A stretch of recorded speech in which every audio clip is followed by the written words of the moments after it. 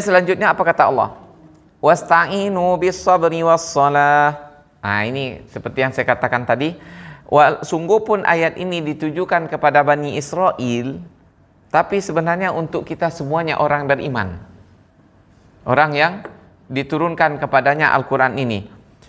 Dan minta tolonglah kepada Allah dengan cara sabar dan solat. Ya. Wa innaha lakabiratun illa 'alal khashiin. Dan sesungguhnya hal itu adalah betul-betul susah, hal perkara besar kecuali atas orang yang khusyuk. Nah, ini ibu, bapak, pelajaran penting sekali bagi kita ini nih. Pertama, minta tolonglah dengan sabar dan solat. Di dalam surah Al-Baqarah juga bisa ibu lihat yang sering dibacakan oleh imam itu kan, ya, tentang wasta'inu bisabri wassalah. Innallaha ma'as sabirin di situ dalam surah Al-Baqarah ayat 151 152 awalnya itu. Fazkuruni azkurkum washkuruni wala takfurun. Ingatlah oleh kalian akan diriku, nah, kemudian bersyukurlah kepadaku dan jangan kafir. Wahai orang-orang beriman, ya ayyuhallazina amanu sta'inu bisabri innallaha ma'as sabirin. Sesungguhnya Allah bersama orang sabar. Kalau di sini wasta'inu bisabri wassalah wa innaha lakabiratun illa 'alal khashiin. Sungguh khusyuk itu susah kecuali bagi orang yang sesungguhnya salat itu susah kecuali bagi orang yang khusyuk. Ya, orang yang khusyuk. Ibu, bapak, akhir-akhir ini saya kemana-mana kaji saya itu aja satu. Besok di tempat bapak, Pak, ya. Subuh, kaji saya itu lagi nih. Tentang perintah memerintahkan anak sholat. Karena ini penting sekali. Perintah untuk memerintahkan anak sholat. Di dalam surah Al-Taha ayat 132. Nah, bisa ibu, bapak lihat nanti. Ya. Wa'mur ahlaka bis-shalah, kata Allah. Perintahkanlah anakmu untuk salat. Wastabir 'alaiha. Dan bersabarlah di dalam mengerjakan salat dan memerintahkan salat tadi itu. Ya. Ini perintah khusus. Perintahkan kepada anak-anakmu, dan yang dimaksud anak itu ada keturunan ke bawah, cucu, cicit kalau ada. Perintahkan kepada mereka untuk mendirikan salat. Ya. Kalau mendirikan sholat itu maksudnya bukan sekedar sholat. Kan begitu. Kita perhatikan mulai dari bersucinya wudu, mandi, tayamum, menghilangkan najis kalau itu diperlukan. Kemudian rukun-rukun sholatnya, kalau sholat itu tenang ya. Ini rukunnya ada 13, tidak boleh gugur. Ini sunatnya ada yang membatalkan. Diajarkan betul-betul sampai anak ini otomatis dia sholat. Kalau sudah azan, dia langsung berwudu, kemudian dia sholat, tidak perlu lagi diingat-ingatkan. Dan standar anak yang mandiri itu dia. Bukan mandiri itu mandi sendiri. Bukan dia bisa memenuhi kebutuhan hidupnya sendiri. Nah, nomor satu tanda mandiri itu tak disuruh-suruh lagi sholat, dia sholat sendiri. Itu anak mandiri itu. Kita kalau gajinya sampai puluh juta sebulan, itu mandiri itu. Tapi kalau masih sampai juta, aku perlu dibantu jumpa, bro. Ya, bukan itu. Yang perlu dibantu itu kalau tidak sholat. Nah, ini nak usuk. Ya, Pak. Kalau pembantuan Ustaz, 2 bulan sebelum, awak kan sholat, keluarga sholat, anak kita pun sholat, yang sekolah sendiri keluarga. 2 kali dikecek, 3 kali Ustaz. Lain dikerjakan. Nah, tu kalau dikecek nak ada muat ini, nak ada di, kau nak nak muat sholat. Awak dulu le sholat dulu. Bila kalau main kau ada di waktu lama le. Sering waktu Ustaz, tapi nak enak mana? Kecil, nak enak cocok. Nah, aku payah awak mencari orang masih. Biarlah kecil. Kata siapa? Kata anak-anak di situ Pak. Kalau di kecil mana cocok mana ni mana ni. Aku payahnya jadi siang semua anak awak di masih itu kecilnya Pak tu sebenarnya Ustaz. Pembantu ibu. Ada ulama mengatakan gini bu, entah dari mana dasarnya kan, tahu ada seseorang dia ini terlanjur bernazar, kalau saya sembuh dari penyakit ini, saya minum, saya makan, maaf, nazarnya kayak indah saya, anjing sih. Pernah ibu dengar tu? Ya, Terus ditanya kepada ulama, masa ya ini anjing diminum? Tampung saya air hujan yang turun di rumah orang yang tidak sholat, lebih jelek daripada itu. Terbayang ibu. Nah, ini sebenarnya kalau bisa memang kalau tidak mau juga dia disuruh sholat, ibu. Ya, kita ini kan kehidupan dunia ini bukan sekedar lancar begitu saja. Ada hal yang kita pertahankan, yaitu akidah. Ya, jangan ada tinggal di bawah kolong rumah kita orang tidak sholat. Sebaiknya gitu. Ya, kalau seperti ini, ibu sebaiknya cari penggantinya. Ya, kalau dia tidak mau disuruh sholat, dan sebenarnya jangan disuruh sholat, ajak dia sholat, sertakan. Ibu tidak terbiasa sholat di rumah berjamaah. Di rumah kami bersih-bersih ini. Iya, memang bersih-bersih. Saya yang di rumah itu yang perempuan sholat berjamaah di rumah, ya kan? Itu sertakan dia langsung, ayo sholat, bukan sholat lah, bukan gitu. Diajak sholat, diajak, ya wudhu, pakai mukena, sholat. Biarlah awal-awal terpaksa bu, nanti sampai dia betul-betul terbiasa. Oh, ndak dari hatinya, terserahlah. Pokoknya asal di rumah waknya harus sholat. Ya, itu. Oh lari-larilah, kau cari encik lain, nanti ada ganti itu. Ya, ini. Jadi ndak bagus ya kalau ada di rumah kita orang ndak sholat gitu, ndak sholat. Kita lanjutkan bu. Tadi apa kata Allah? Perintahkanlah keluargamu untuk sholat. Yang namanya keluarga itu kan ibu, bapak, suami, istri, kemudian anak-anak. Ini dulu. Tapi kalau yang sudah berada di kolong rumah kita, sama makannya dengan kita, ya, sama tempat tidurnya di rumah itu, di bawah ratap itu, berarti itu keluarga kita semuanya. Jadi disuruh perintahkan kepada mereka yang jadi keluargamu itu untuk sholat. Wastabir alaiha, dan bersabarlah dalam memerintahkan atau mengerjakan sholat tuh. Ibu, di dalam bahasa Arab, bahasa yang betul itu sabarlah, makna bahasanya adalah isbir. 4 huruf saja, alif, ba, sod. Ini wasta'inu bis sabri was shalah, sabri. Ini masdar namanya ini. Kalau dengan bahasa dengan bahasa perintah, isbir 4 huruf. Tapi untuk menyuruh anak sholat atau keluarga kita sholat, tidak pakai kata isbir, tapi istabir, tambah hurufnya 1 lagi. Kata ulama ahli bahasa, kalau bertambah hurufnya maknanya juga bertambah. Yalah, itu apa gunanya hurufnya bertambah tapi maknanya tidak bertambah. Lalu apa artinya istabir tuh? Kalau bahasa kita bersabar-sabar ya, bersabar-sabar ya. Dia kadang dia tidak susah. Kalau Nabi Muhammad menyampaikan dakwah kan sabar-sabarlah, bersabarlah. Ada ancaman, caci maki, ya. Bahkan Nabi sering diusahakan untuk dibunuh. Allah cuma merintahkan sabarlah, isbir. Tapi untuk memerintahkan anak keluarga kita sholat, istabir. Kalau bahasa kita bersabar-sabarlah. Tidak ada tantangan nyawanya, tidak ada tantangan yang menyakitkan segala macam, tetapi perlu waktu panjang, kesabaran, jangan sampai bosan. Itu. Ingatkan terus. Sampai kapan? Kata Rasulullah dalam sebuah hadis, muru auladakum bisolati wahum abna'u sab'i sinin. Perintahkan anakmu sholat ketika umurnya 7 tahun. Wadribuhum alaiha.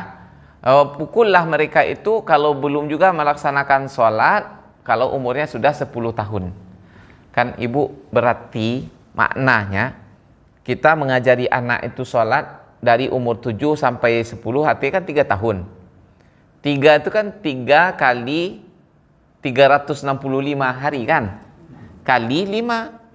Sama dengan 5.475 kali sholat kita didik anak itu dulu, baru dia boleh dipukul. Kalau belum segitu, ternyata umur 10 tahun dia belum juga sholat, yang dipukul ibu bapaknya. Begitu seharusnya. Kenapa tidak diajari anaknya?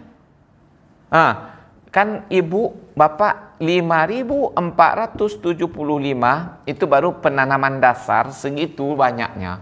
Kan butuh sabar loh. dan bersabar-sabar gitu. Sabarnya panjang. Deh lah bapu tiap mulut ko mengecek lunjunyo sembayang le. Enggak ada. Suruh terus. Kapan berhentinya? Kalau dua saja terjadi. Kalau bukan kita mati, dia mati. Woi, anak ambo kecil ibu-ibu siapa lah cucu lo nyo. Masa lo ambo nyuruh-nyuruhnya jo salat enggak? Kontrol salatnya terus. Kalau dia di rumah perhatian, iya lah salat anakku. Ibu bapak saya menyaksikan sendiri, bapaknya soleh, ibunya soleha, datang solat masjid terus, bahkan ketua pengurus masjid. Anaknya tak lagi solat tanda pas bapaknya mati, ya Allah dia menyolatkan bapaknya itu. Padahal saya waktu itu ada dan sudah diminta juga, tapi tak kenapa terlambat saya gitu. Ya Allah cepatnya lagi dia menyolatkan bapaknya. Allahu Akbar. Kita baru Maliki Yaumiddin, dia Allahu Akbar. Allahu Akbar. Bentuknya dia nak solat. Nah, coba bayangkan seperti itu. Lebih baik dia bilang, itulah makanya ibu, ini saya selipkan sedikit. Ya. Tidak kewajiban anak jadi imam kalau kita mati. Yang penting dia ikut menyolatkan. Yang menjadi imam adalah orang yang pandai jadi imam, bukan mesti anak. Ini tidak dipaksa-paksa juga, anaknya lah. Nah, ibu kan sudah punya ilmunya sekarang nih. Kalau ingin anak ibu yang menyolatkan, ajar dia dari sekarang. Kalau enggak, bikin wasiat. Tolong minta tolongan kau ustaz tuh menjadi imam kalau ambo mati. Soalnya itu bukan perkara main-main, bukan perkara sederhana. Nanti anaknya enggak pandai menyolatkan, disolatkan ibunya. Kedua-duanya, ibu bapaknya mati, anak itu menyolatkan. Dan saya ada di belakangnya. Ya Allah, mana ini? Ya, kenapa? Ini salah orang tua juga dulu tidak mengajari anaknya sholat. Yang dipermewah adalah kehidupan dunianya saja. Ya, dikasih mobil, dikasih rumah, dikasih pekerjaan, dikasih usaha, itu saja. Tapi anak tidak diperhatikan sholat. Yang mana? Yang tidak, anak tadi kan sholat cepat-cepat. Kita sebagai yang tahu kita. Oh ya. Itulah kan tersinggung pula orang bu. Mudah-mudahan ada jamaah itu yang sholatnya yang sah. Itu saja ya.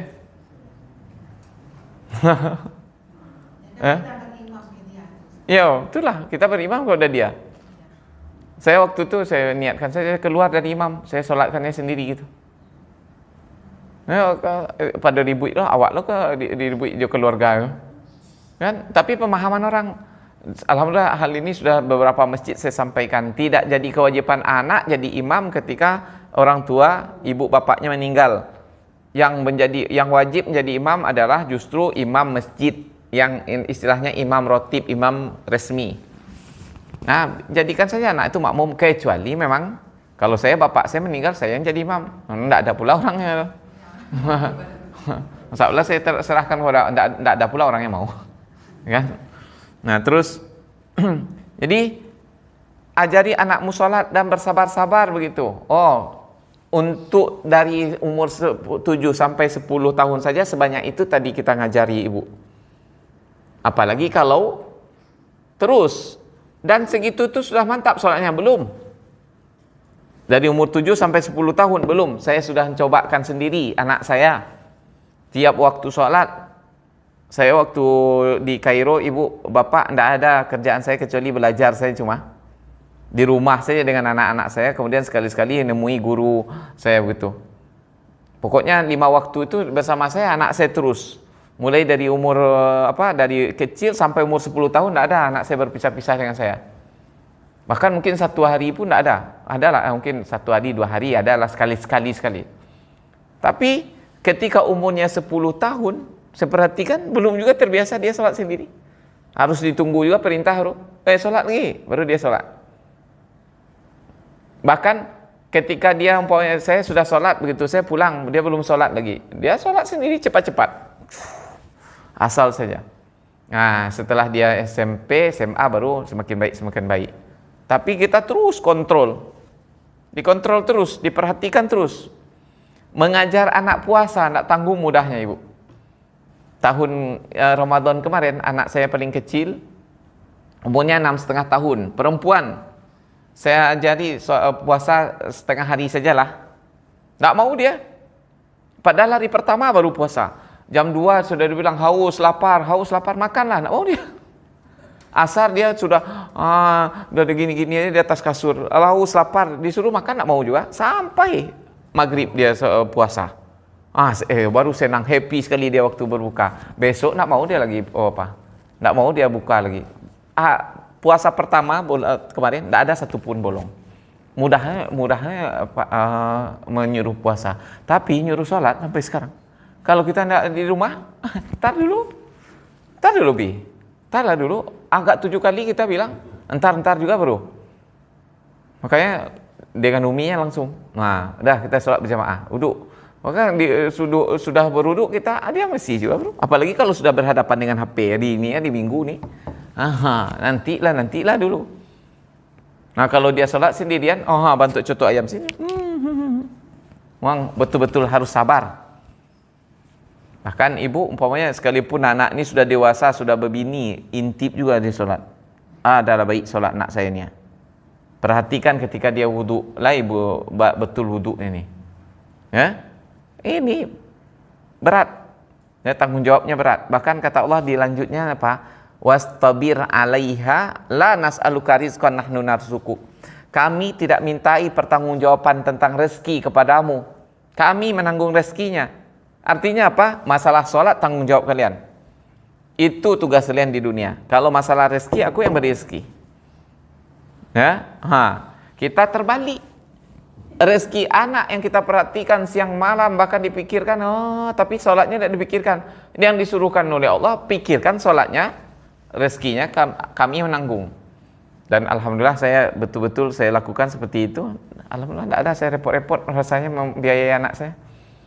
Sepi-epi saja, santai-santai saja. Karena yang jadi pikiran saya siang malam memang bagaimana dia sholatnya, bagaimana dia untuk membiasakan sholat. Bahkan dia sekarang sudah sekolah di pesantren, tiap bertemu saya tanya juga. Ya. Bahkan saya suruh gurunya mengintip, ada dia tepat waktu sholat, lalai enggak? Enggak peduli waktu. Dia sudah besar. Nanti ibu, kelanjutan ayat ni nanti ayat 100 berapa? Kita akan ketemu cerita Nabi Yakub. Nabi Yakub itu ibu bapak ketika sakaratul maut, apa kata Allah? Am kuntum syuhada'a idh hadara Yaqubal mautu idh qala li banihi ma ta'buduna min ba'di. Apakah kalian menyaksikan ketika sakaratul maut mendatangi Yakub, lalu dia berwasiat kepada anaknya, apa yang akan kalian sembah setelah aku tidak ada? Tadi kita katakan penyembahan kepada Allah paling terbuktinya itu kan pada solat, rukuk sujud kan. Jadi maksudnya, kalian ni kalau aku tidak ada nanti lah alaika dojo mentauhidkan Allah dan rukuk sujud mengerjakan solat. Padahal ibu, bapak, Nabi Yakub itu kan dia meninggalnya di Mesir. Setelah Nabi Yusuf dengan saudara-saudaranya kembali berdamai dan hidup rukun di Mesir. Happy ending kalau bahasa film sekarang, anak-anak sekarang. Ya. Anaknya satu orang Rasul, yaitu Nabi Yusuf, penguasa Mesir. Yang 11 lagi itu di dalam riwayat dikatakan mereka semuanya taubat. Bukan di riwayat, Al-Quran ngacian. Mereka semuanya taubat. Kemudian diangkat pula oleh Allah jadi Nabi, bukan Rasul. Kan ada Nabi, ada Rasul, bu. Dan Nabi itu adalah derajat tertinggi dari seluruh manusia ini. Mereka itu sudah Nabi, ke-11-nya Rasul 1. Tapi sungguh pun demikian, Nabi Yakub bertanya, ma ta'buduna min ba'di, apa yang akan kalian sembah kalau aku tak ada lagi? Padahal anaknya Nabi ini, Rasul 1. Kita bukan Nabi, bukan Rasul. Kita yang lebih wajib untuk mengingatkan itu terus kepada anak cucu kita ke bawah. Kan ibu, bapak ya, itu wasiat kita setiap hari, bahkan sebelum meninggal pun. Dan alhamdulillah saya tidak tahulah bapak saya itu kenapa, padahal dia tidak orang sekolahan. Sebelum mati, waktu sakaratul maut tu, salat tu lah.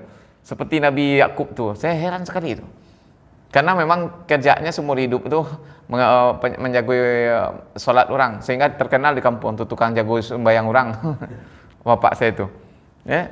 Sebelum meninggal dipastikannya seluruhnya dulu. Udah sholat, baru dia meninggal. Dia sendiri, dia sudah gitu-gitu, minta wudukkan, sholat dia. Walaupun tidur gitu, sholatnya bagus juga. Tapi sudah gitu-gitu. Allah perlihatkan itu apa yang menjadi kebiasaan kita ketika hidup, itulah yang kita lakukan waktu mati. Nah, jadi ibu bapak, kalau itu pula yang ke aktivitas kita terus memperhatikan sholat diri kita, anak kita, seperti kata Allah, insya Allah itu pula yang akan menjadi akhir dari hidup kita.